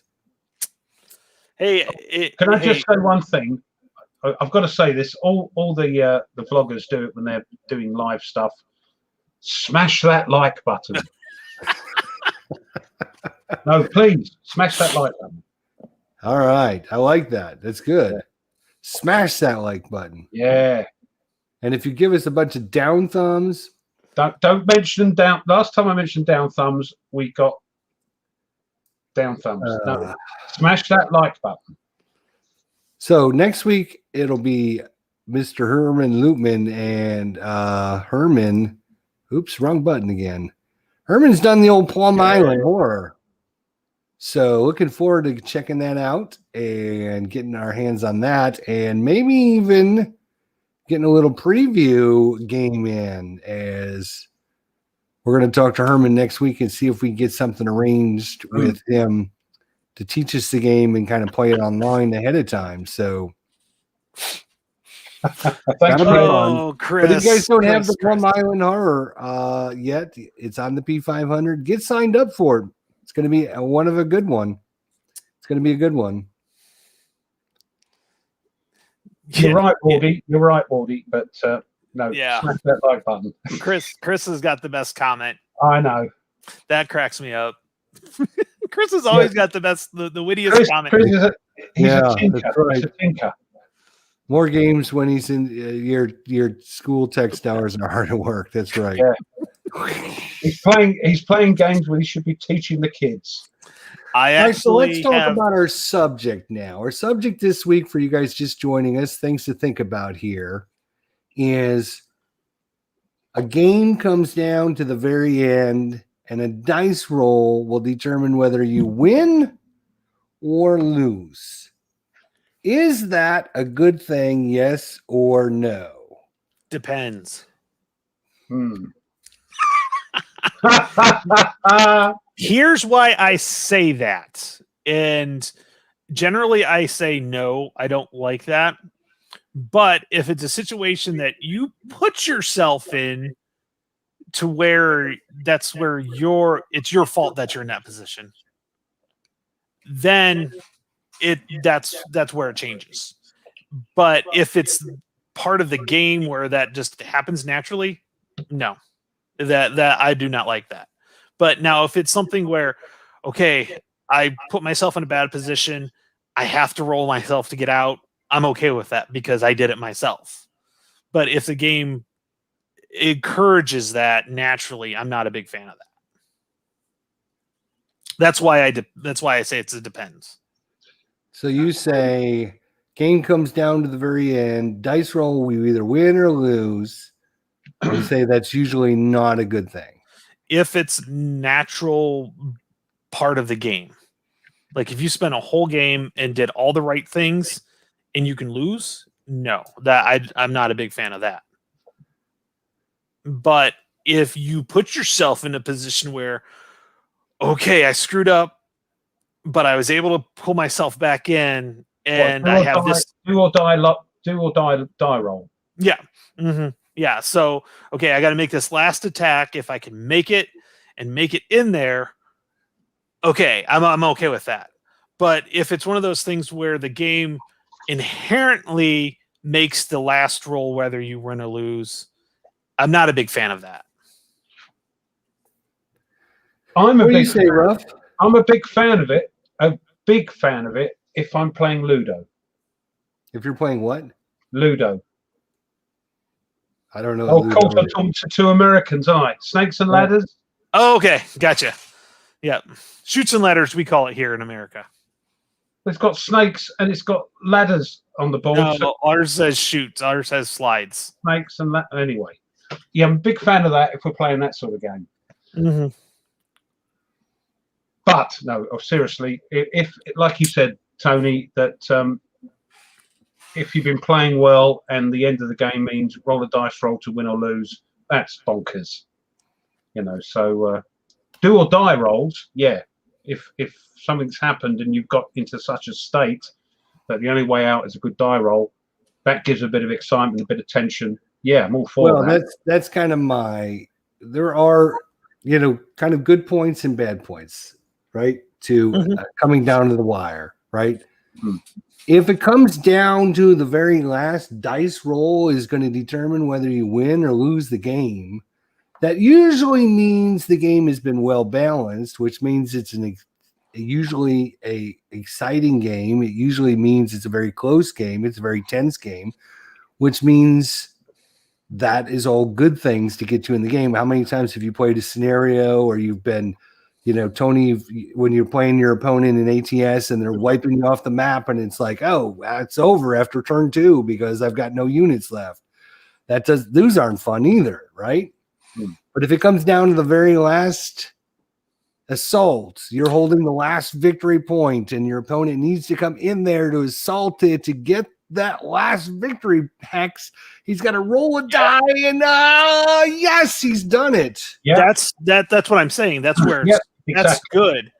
But if and this is where I'm thinking more of a solo game, where if you're going through and you're playing the game and then all of a sudden you've done everything right. Let's put it that way. You've rolled really well, which I've never had that happen before. No, But, you're rubbish. And Kev, in his live stream, said that you were rubbish. Yes, he Put it out legitimately there. Put it out there. Yeah. But if you're doing everything the way you're supposed to, and then it's like, oh, I've got to roll here because this plane could fly in and kill all my guys just because that's part of the game, let's say. But then the Hunters is like that. It's Hunters, on a die roll. to me, the Hunters is a narrative though. Yeah, and but you're not, but it's not the last turn. It could be your last turn. It was your last turn. It was your last turn, but you didn't know it was your last turn.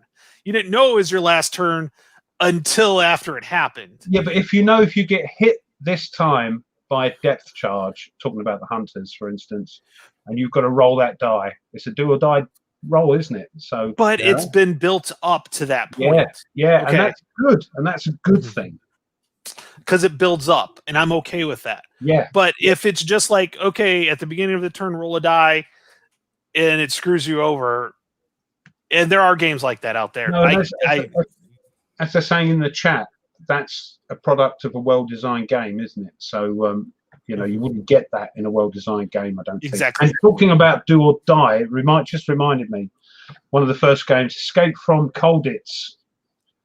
If you haven't seen it, I've heard of it. Fantastic game.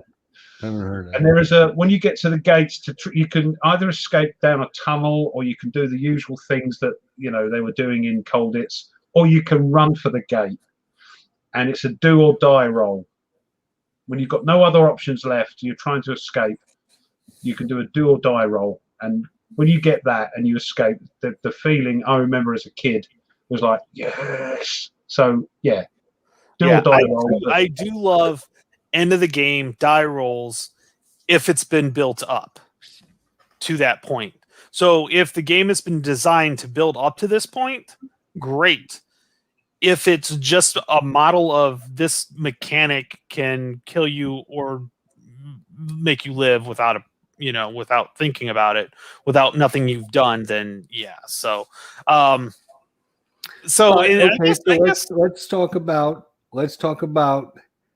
the other side of the coin, because all right, let's say you're playing that ATS scenario with your opponent.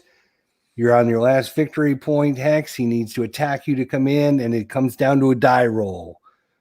Is that kind of on the other side of the coin? Is that kind of anticlimactic? Because it's like, there's no way I have any control over this. It's all based upon the dice roll. Again, a lot of that has to do with what did I do to get to that point? If it's that last victory hex, did I, put enough defense into it? Did I support it enough? Did I put enough thought into my setup to make sure that if this was the last bastion, if this is the last victory point they need, am I going to be okay with that? So a lot of times if they get to that point and I'm just like, well, shit, I screwed that up. And I've told Mitch that when I've played Mitch, because I've basically only played Mitch in ATS. I've had a couple other people play too, but I'm just like, well, shit, I screwed that setup, So, but if it's one of those things that if I did everything right and they did everything that they were supposed to do, and it came down to that, that's fun, because then we both did it. But isn't that kind of anticlimactic? But you do everything right, your opponent does everything right. I mean, you could have just started off the game. Okay, 1, 2, 3, I win. 4, 5, 6, you win. Oh, boom! But you don't know it. Congratulations. But you don't know if that's going to happen. But what I'm saying is, isn't that kind of anticlimactic to end the game on a dice roll? And you don't know that's going to happen, though. Well, you don't necessarily, but isn't it kind of anticlimactic? Wouldn't there be a better way to, okay, instead of them having to take your victory point hex, right? Maybe the designer should have made it so that if the opponents were within one victory point, the game continues to another turn or something like that. There are games like, if you've reached a certain amount of victory points, you can. Yeah, there are games like that, correct?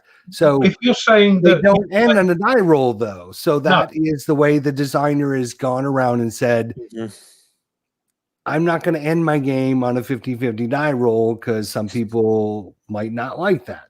But if you're saying, you're playing a game and both sides, even if you're playing solo and you're playing both sides and both sides have played to the best of their abilities, and you get to a point and then the game is decided by a die roll, and if you don't get that die roll, you lose and the other side wins, that I don't think is right. If you both played correctly and the ultimate end of the game is a die roll, then no. Yeah, that's what I'm saying. Well, see, here's the way I see it. And then, because a lot of, like, for say the ATS scenarios are more like, if you achieve this, the game's over immediately, so it's one of those things that it's kind of like, you've achieved the goal. We're not going to make you go through the rest of the turns. And that happens. And a lot of times they're not that balance of scenarios, and there's other things on that. But if Fred says it great, and I appreciate what Fred. Yeah, that's funny. Fred says if it comes down to the last die roll every time, regardless of how you play, then that's the problem. What I was saying. That at the end, no matter how you played, there's that die roll, and you've lost because you didn't roll a 6 or a 1. This is what I'm saying, right? This is actually, I'm glad I saw that, because this is actually a perfect comment, right? So this event ended on a 50-50 chance of somebody kicking the ball in or missing, right? What if Euro Soccer said, we don't have penalty kicks. We play until someone kicks a goal in, right? That's kind of what I'm saying in War Game. Is ending it on a 50-50 die roll, right? Is that a good thing or a bad thing? Would it be better if the game was designed to, oh, this game is close, so instead of ending it on a die roll, we should do something else instead? If that distance between winning or losing is very close, then yes. In your American rugby, don't you if that happens, don't you keep playing till someone scores a try? Sorry, touchdown. Don't you Yes. do that? First of all, we don't play rugby here. We play football. Anyway, but don't you do that if it's a tie? Don't you keep playing? Correct. till Right. scores? Yeah, Right. and that's a great way to do it. Yes, Right. I agree. Right. So that is the way American football has said, oh, we don't want the end of the game ending on a dice roll. We will Mind you, you continue do- playing until one side is determined they are the victor. Here's the thing: is generally a die roll. Generally, when you're at a die roll, it's usually not 50-50. Correct. Okay. Right. Usually, a lot of times, it's if you have a 6-sided dice, you're either looking at possibly, God, I know 33% chance or 66% chance. You know, you've set things up to hopefully giving you the best odds, but there's no guarantee. So on a die roll, yes, it comes to die roll, but it's generally not 50-50. Generally, if you're if you've just barely survived to make that die roll, it's going to be like you've got to roll a 1 or a 2 on a 6-sided dice, or like with ATS, a 1 or 2 on a 10-sided dice. Okay. Oh, that's tough. Yeah. Yeah. So, you know, it's like, but you put yourself in that situation. Now, if you did it right, you may have to roll a 6 or less. So you're at a 60% chance of winning. So the whole 50-50 thing isn't really fair. I have a feeling you have an issue that you just ran across last night with a die roll or something on a game. No, it's literally at 3:00 today, and it's No. not an issue. It's not an issue, and it's funny you said that.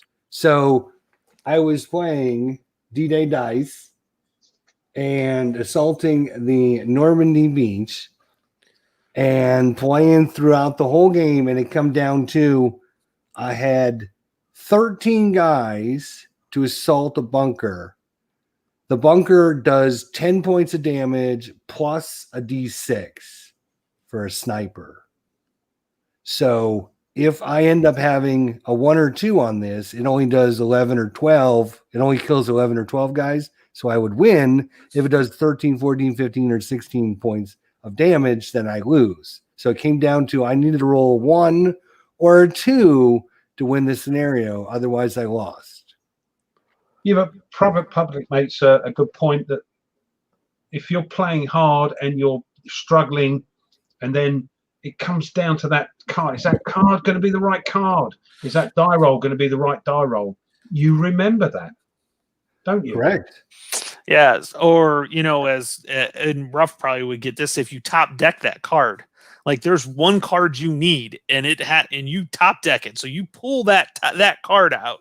You punch the air. Yeah.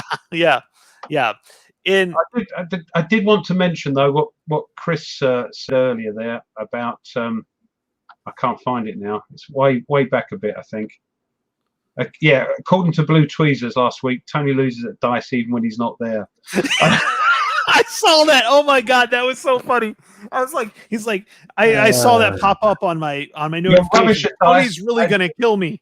Tony's gonna kill me, and I'm like, uh-oh. So I watched it. I was rolling.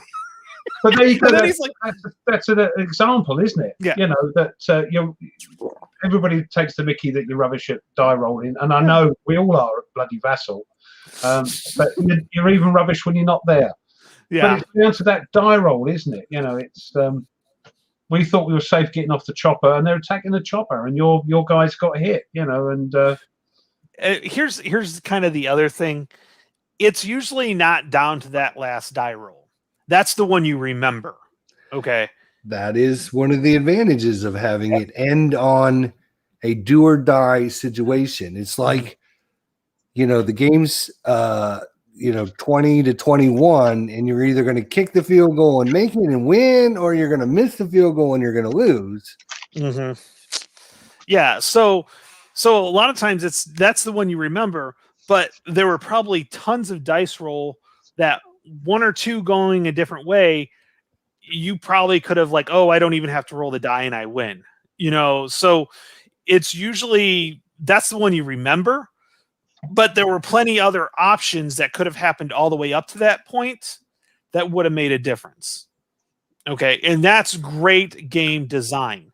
If you've had that many chances and that many rolls and it came down to the last one, that's a great game design. Yeah, totally. Now, if you did everything right and then there's this strange mechanic on a random table that you have to roll on, and it says you lose, that's crap. Yeah. That's and there are games out there. Unless it's part of the narrative of the game where something happens and you've come across a situation where you probably won't win, there's a chance you will lose. I can understand that. And that tends to happen more in non-war game. Yeah. Usually it's not. War games are usually more deterministic. Yeah, you have a little probability bit more. Sort of. Yeah.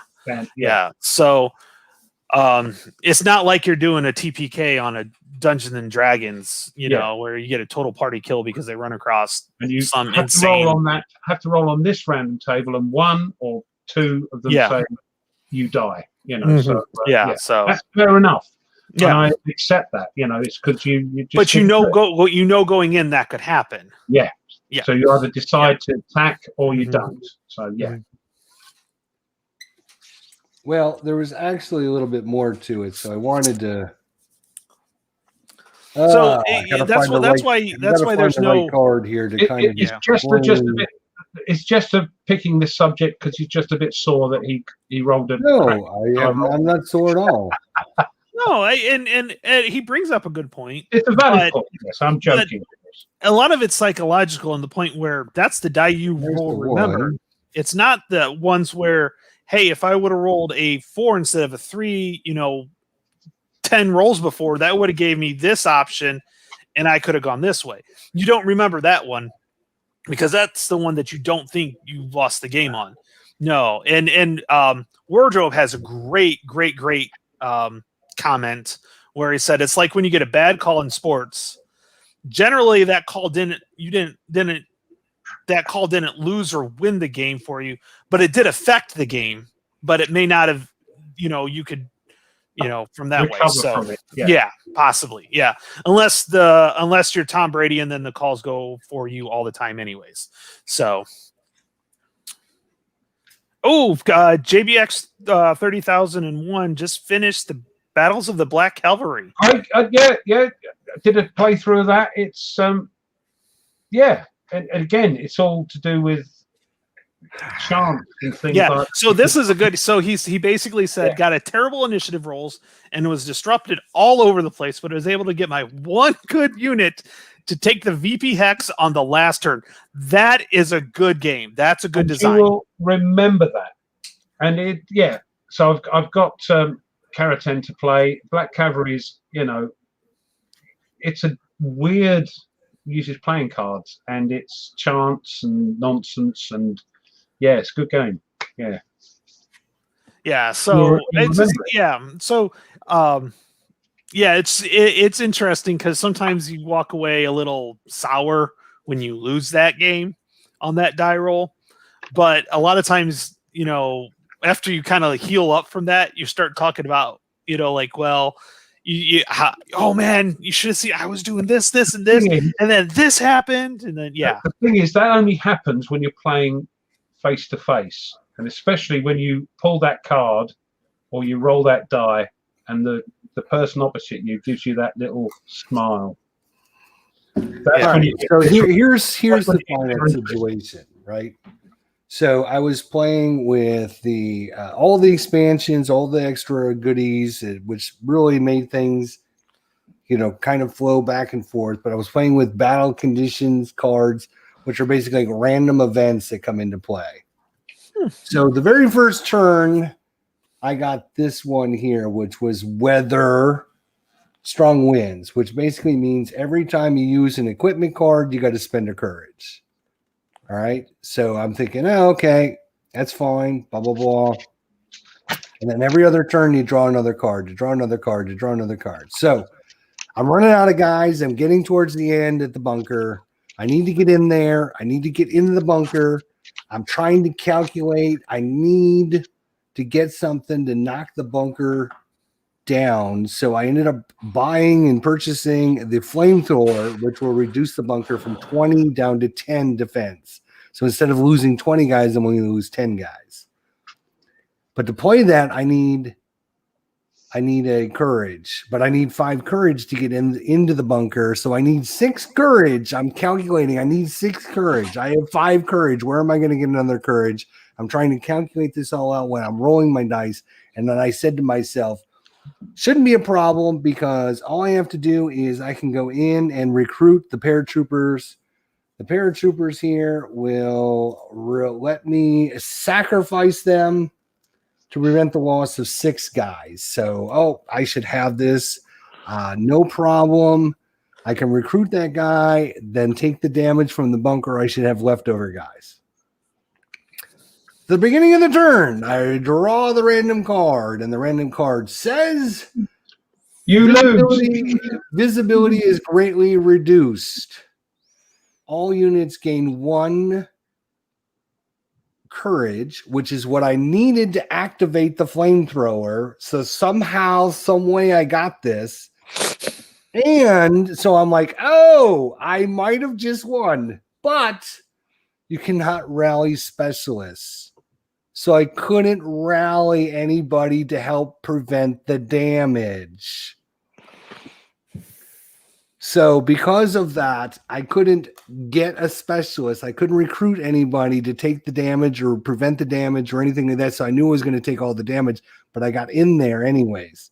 So if it wasn't for the combination of this card being drawn and then the dice, because I've got 13 guys and it's going to do 10 plus a die roll of damage to me. And it wouldn't have even mattered if it wouldn't have been for this event that came out, because if it would have literally been any other event, I probably would have won. Like I could have drawn this one here. All units lose a specialist to gain a battle cry, RWB, and draw a random reward and draw a award at random. So this one, I would have won the game, but it was literally the combination of these cards that came out to play and then having to roll the dice at the end of the game to win or lose. But if you'd have pulled that card, you'd be running around your living room going, woo! Yeah. Probably. That's what I love random events. I love random events because they can go bonkers or they can go, good. So, yeah, if you'd have pulled that card, we wouldn't be having this conversation. Possibly. Possibly, yeah, true. Possibly. Oh, I mean, thank you, JBW. I was thinking afterwards, right? So my thoughts after the game, you said I was like being all pouty or I'm complaining. I'm not complaining. I wasn't pouty. I was just thinking. I didn't say them words. The game came down to a roll of a dice to see whether I win or lose. And I was thinking to myself, just a roll of the dice. It was. Well, yes, it was. It was part of the cards. It was part of the event that leaded it down that path, right? Yes. There's things that could have prevented that. There's things that could have instantly got me killed or I wouldn't have been able to win. But it basically came down to the roll of a dice. And I think if you ask most people, just blindly ask people, oh, if it comes down to a dice roll, is that good or bad for a game? Most people, 90% of the people would just instantly think, yeah, that's good. It means it's a like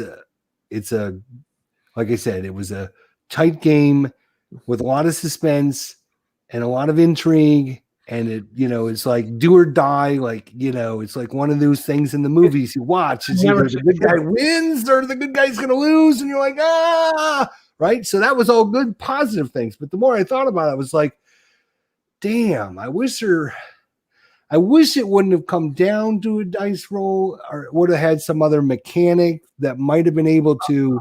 Hold on, it's called D-Day Dice. Yeah. So it should have come down to a dice roll. Well, dice, isn't it? Yeah, you're just unlucky. And that's the rules. You rolled the wrong dice, you picked the wrong card, you got lammered, and you go, I mean, oh, it was great. I mean, it was really good because it was really interesting, and it was super fun, and it was like it didn't look like there was any way possible to win this scenario, and it looked like there was a chance that I was going to be able to pull this out. I was gonna pull the victory from the jaws of defeat, and I was going to make this miraculous comeback.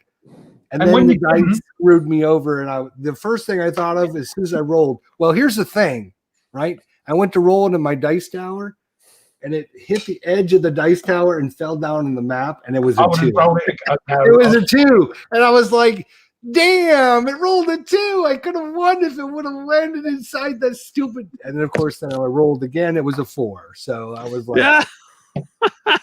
Well, that's the thing, isn't it? That's the thing.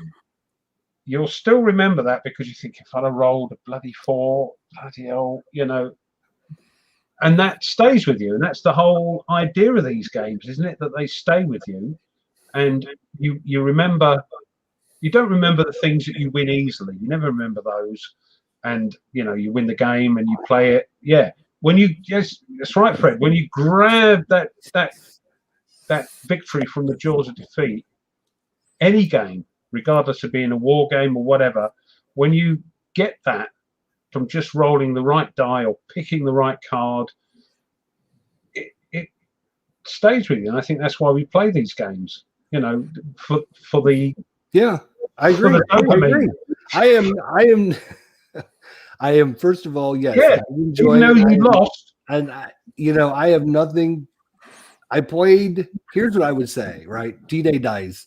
When a lot of people say here D-Day dice, they think of just you roll the dice and it's kind of this little generic little board game and stuff like that, which it is in the core sense of it. But when you start adding in all the expansions with special missions, battle conditions, award, badges, war stories, when you have to use the new board where you actually use your landing craft to land, and then you got to use your landing craft to get to the beach before you can actually do anything. There's a lot more to this game than just, it's just some little silly roll the dice and see what you get type game. There's actually a lot of strategy involved in which guys do you recruit, right? Because you can recruit a guy that would get rid of an enemy machine gun nest, or you can recruit a guy to like this guy would have won me the game. Yeah, but it doesn't matter. It's subtract 5 from the defense of your bunker. So instead of doing 20 damage, you would have done 15 damage. But don't detract from the fact it's D-Day Dice. I played Airborne in My Pocket. It's a print and play game. It's fantastic. Lots of narrative. It doesn't matter about how complex or simple and people poo-poo it. You will remember that you lost because you rolled a 2 and didn't pick the bloody right card. You'll remember that. And Hex is in the chat. Hex to Hex? Yeah. What's going on, Hex to Hex? Whoa. We got royalty here tonight. That's nice. It's good to see. Yes, I believed in cursed dice. All of them are cursed. They are. Unless all of them. You must sacrifice a living animal to the dice gods before you play a game. That's what you have to do. I've replaced dice middle game because of how bad they were rolling. And it's weird. Isn't that weird? That you won't throw that die because it's been given you. You'll pick another one of a different color and a different, just because it's been giving you bad things. And Gimpy, I remember once, it's quite a while ago, he was rolling so many bad rolls. He said these are going on the. He's going to burn them. Well, Kev did did the hammer. He had a tribunal for one of the dice and whack. So isn't that weird that we put so much? It's a die, for goodness sake. But that's what makes us what we are with playing games. Yeah, they are living. They're living things. The dice. When you throw them and you go, "Come on, be kind to me," and you whisper to them and you go, "Come on." Well, I'll tell you. So everybody complains about the Vassal dice roller. Oh, they are terrible. Myself included. The funny thing is when you look at it over time, it is actually pretty much right where it's supposed to be. Yeah, and I thought that, and if you saw that little clip, and I was going back to that, we talked about that last week, that I couldn't throw bad, and poor old tweezers were going, God, blimey. And then I rolled badly, and I had to sort of retreat and lose a step and all that. And I said, I don't like this game anymore. And die rolls, and I'll always remember that. Yeah. I was going so well, and then I threw a 1. Yeah. And he laughed, and I remember that, and and I said, I don't like this game anymore. Yeah, I don't like this game anymore. Yeah. I will remember that. Yeah. Yeah, no, Chris, my kids do have pets, by the way. We have 3 birds, a guinea pig, and a dog. So I have not sacrificed the pets. To the kids may get sacrificed eventually, but yeah, but precision dice is one thing I've thought about, but I don't know if I want to put that much money into it. I just go with it more than normal. I mean, I even had. So, have you heard of the Game Science dice? Yeah, I don't like. Oh, God, they're awful looking. I've used them, and I still rolled like crap. So I don't care. I don't care how precision they are. I mean, Bare Bones Wargaming. He's your typical OCD and typical wargamer, that he has his set of favorite dice that he throws, and he has to throw lots of them.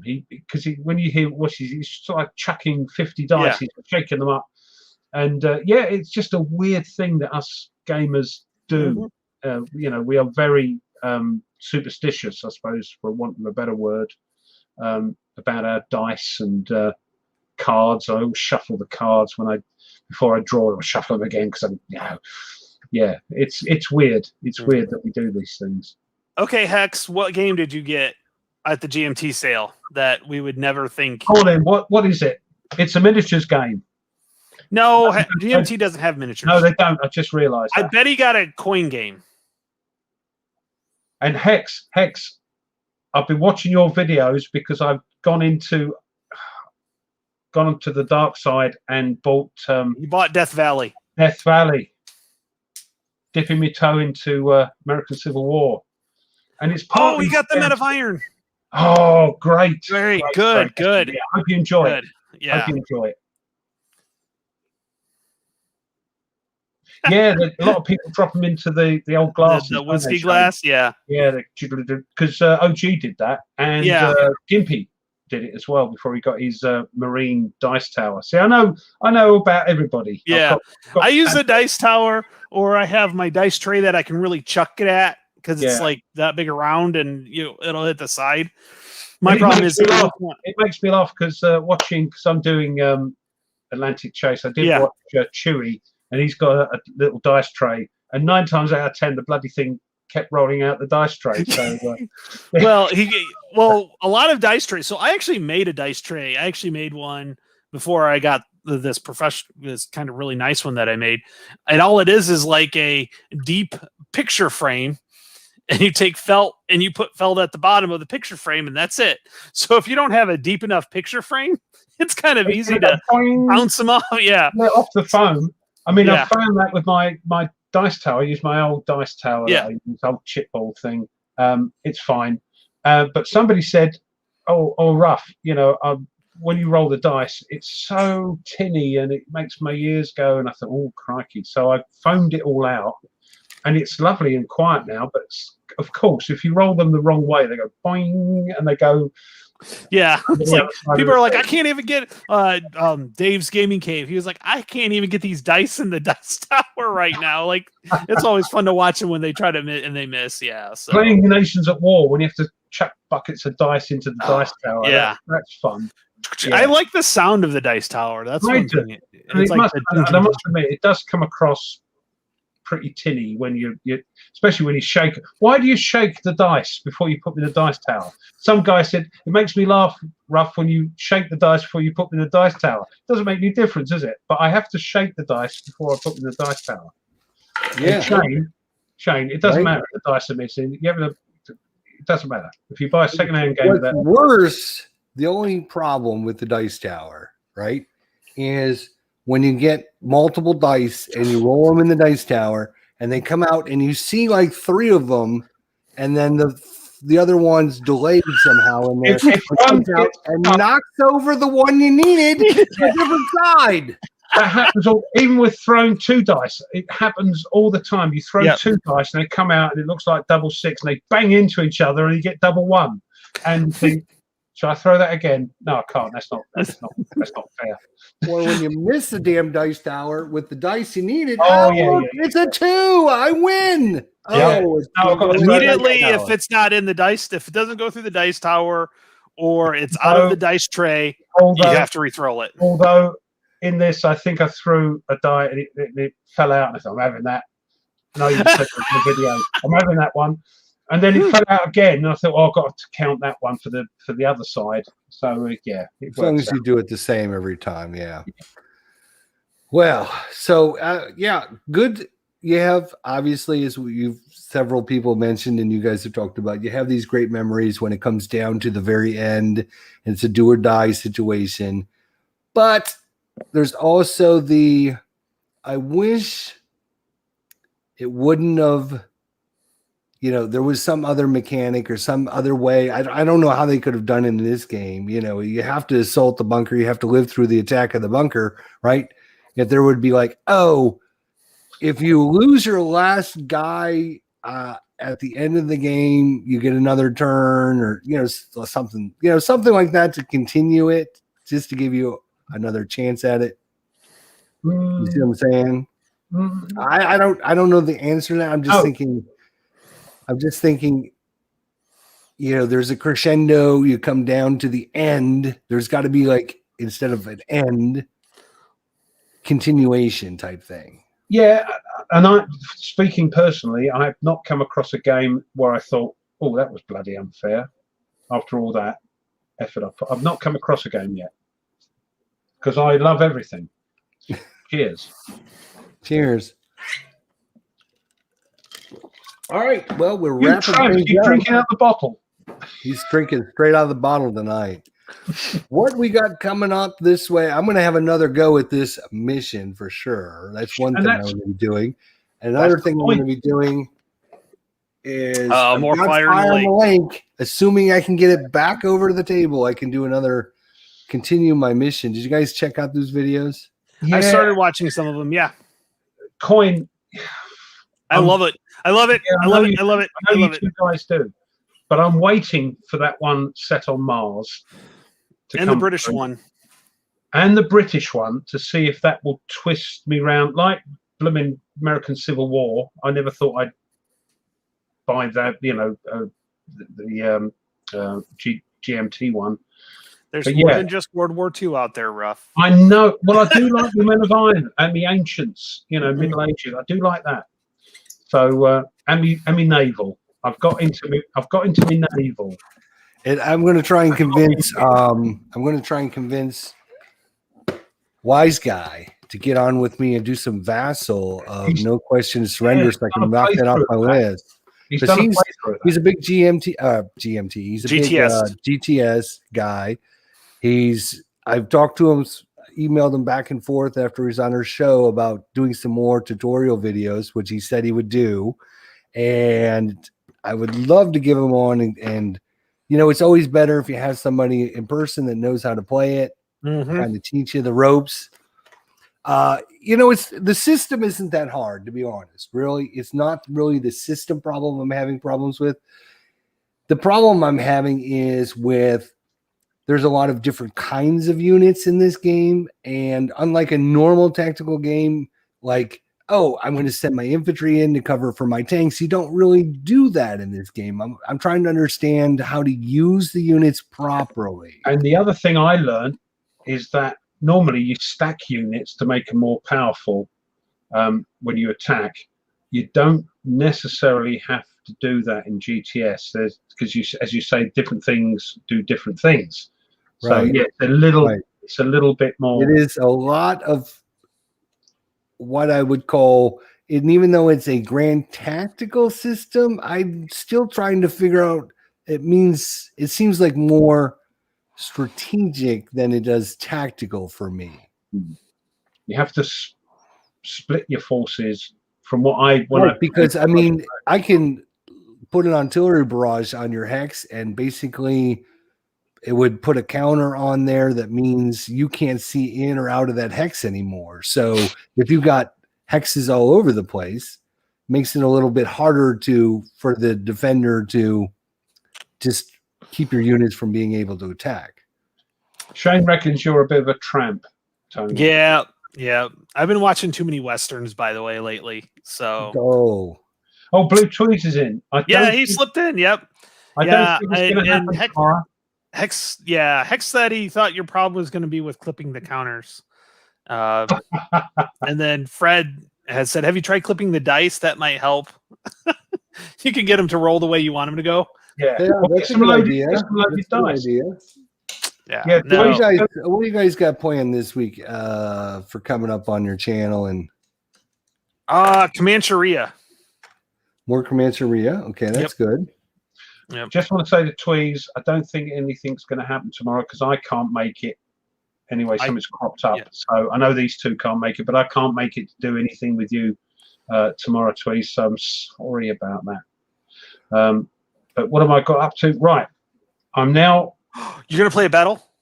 Oh my God. Stop the presses. I tell you what, I've enjoyed. You may mock, and you are, but those tutorials, I thoroughly enjoyed playing through them and videoing them. And if they help one person, then that's great. I've enjoyed it. I've enjoyed playing through all the tutorials, learning the game from scratch for real. And I'm now playing, it's the first scenario in the Solitaire booklet, which a few people have done, but it's me doing it. And we don't know what hell's going to happen with this. You don't know what's going to happen. No, when I'm playing it, you haven't got a clue. But I'm enjoying it, and I've started to video it. And I've had a thought before I move on, because this game, it's going to be one of my top 5 games of the year if we do that sort of thing. People have said, are you going to use the advanced battle rules? And in the 2-player booklet which you get, they have these mini scenarios which just use the battle board, and they say please use, Jerry says it's designed to use the advanced battle rules. So I might do one of those mini games using the advanced battle rules, just to say, because I don't think anybody's done the advanced battle rules yet, so I might have a go at that. And then I'm going to be doing, hopefully, Across the Bug River. I know, but I want to do it because it reminds me of playing Crossing the Line, which I thoroughly enjoyed, and some of the mechanics in those games, the system they use is it's great.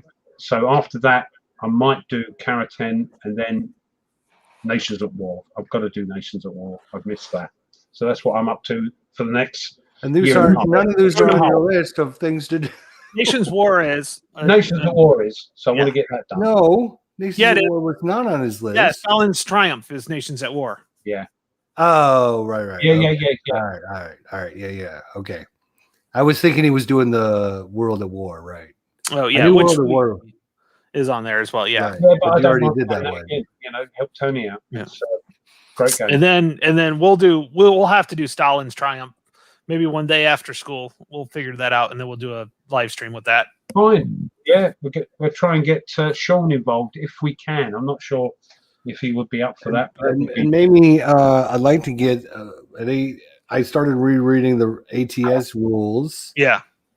And I was going to try and get some of that going here sometime soon.